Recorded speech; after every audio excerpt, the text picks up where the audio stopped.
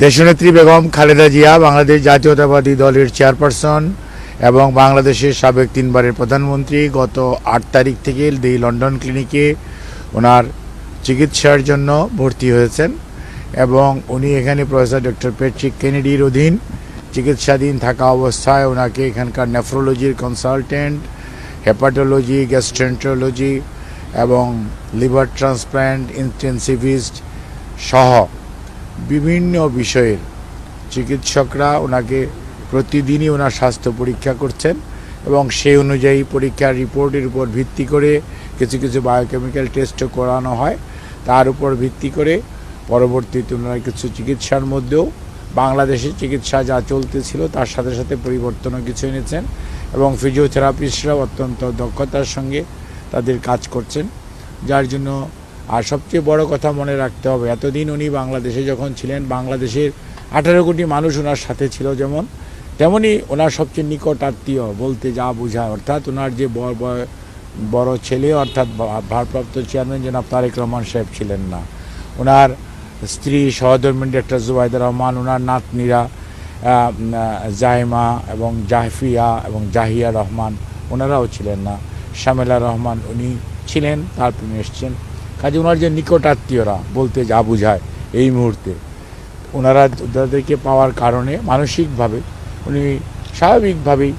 এই মানুষের নিকটজন যখন অসুস্থ অবস্থায় কাছে যায় সুস্থ কিছুটা মানসিকভাবে প্রফুল্ল থাকেন, সেটা উনি আছেন এবং ওনার শারীরিক যে সমস্ত অসুবিধার জন্য বিশেষ করে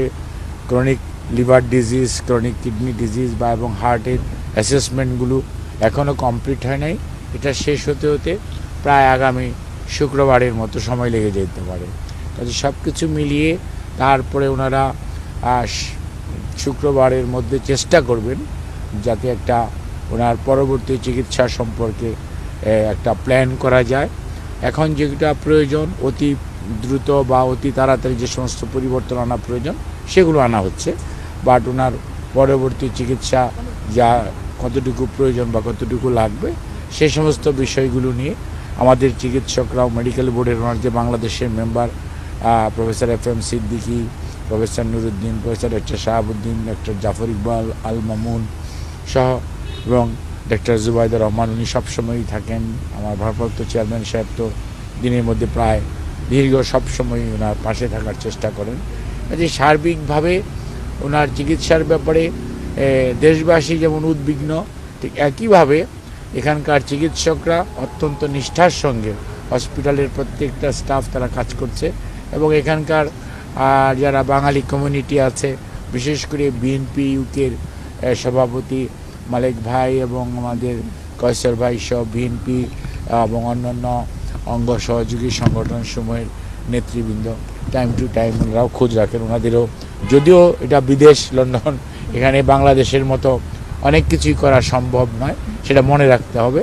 তারপরেও সীমাবদ্ধতার মাঝেও আপনারাও যেমন অনেক সীমাবদ্ধতার মাঝে এখানে উপস্থিত থেকে শীতের মধ্যে কষ্ট করছেন দেশবাসীকে কিছুটা আপডেটেড নিউজ দেওয়ার জন্য, ঠিক একইভাবে ওনারাও ওনাদের যে মনের আকুতি সেটাই করার চেষ্টা করছেন। সর্বোপরি যে কথাটি আমরা বলতে চাই সেটা হচ্ছে ম্যাডাম নিজে এবং ম্যাডামের পরিবার জনাব তারেক রহমান সাহেব সহ বাংলাদেশ জাতীয়তাবাদী দলের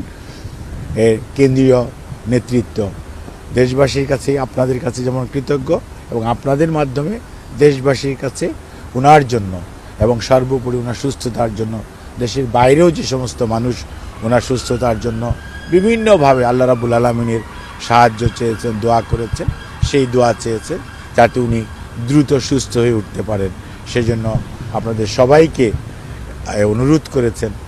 এবং আপনাদেরকেও ধন্যবাদ জানিয়েছেন যে আপনারা কষ্ট করছেন। এবং আমরা যখন বলি যে শীতের মধ্যে ওনারা দাঁড়িয়ে আছে তখন অনিচ্ছা সত্ত্বেও ঠিক আছে যাও মানে কথা বলতে বলে, অর্থাৎ উনি কিন্তু কখনোই নিজের শারীরিক অসুস্থতা মানুষকে প্রকাশ করেন নাই। আপনারা খেয়াল করে দেখবেন ওনার উপর অনেক অত্যাচার নির্যাতন হয়েছে, কিন্তু উনি সবসময় মানুষের কথা বলেছেন, নিজের কথা কখনো বলেন নাই। তারপর আপনারা কষ্ট করতেছেন শুনলে তখন হয়তো বলে ঠিক আছে যাও, তবে মনে রাখবেন ওনার জন্য সবাইকে কাছে উনি দোয়া চেয়েছেন। ধন্যবাদ সবাইকে।